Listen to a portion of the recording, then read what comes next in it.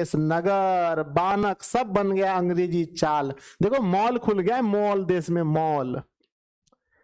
Hutton में देखूं भरा बसे विदेशी माल। कोई भी हाट में जाइए, कोई हटिया में जाइए, खाली विदेशी सामान मिलेगा, सब विदेशी। भुकभुकिया लाइट, अभी दिवाली आएगा ना, खाली भुकभुकिया लाइट, दीपक जल रहा ना, बेचने वाला बैठा है, कोई नहीं खरीदने वाला है, भुकभुकिया लाइट खाली, सब विदेशी। कहते हैं जिनसो समहल सकत नहीं, तन की ढीली ढाली धोती। कहते हैं कि जिनसे जिनसे समहल है ना, समलत सकत नहीं, ढीली ढाली धोती।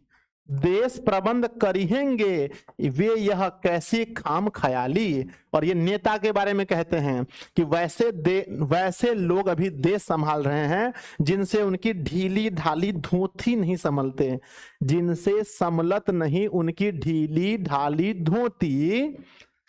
देश प्रबंध करेंगे वे यह कैसी खाम ख्याली। और कहते हैं कि उन लोगों के हाथों में हम अपना देश दे चुके हैं जिनसे उनकी धोती नहीं संभलती है, जिनसे उनकी धोती नहीं संभलती है। और हम समझते हैं नेताजी देश के लिए अच्छा करेंगे, नेताजी खाक अच्छा करेंगे, उनका धोती नहीं संभल रहा है।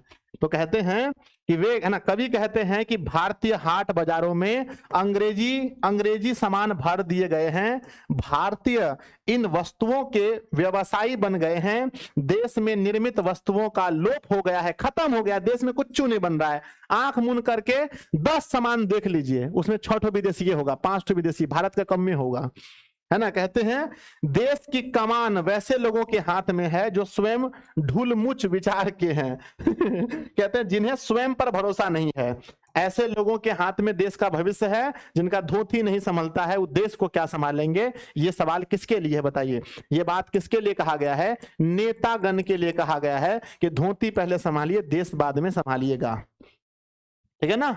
आगे बढ़ते हैं, नेक्स्ट बढ़ जाए, समझ में आ गया, यस और नो। यस महोदय, समझ गए। अब आगे बढ़ते हैं, लास्ट वाला जो कविता बड़ा समझिएगा, बड़ा मन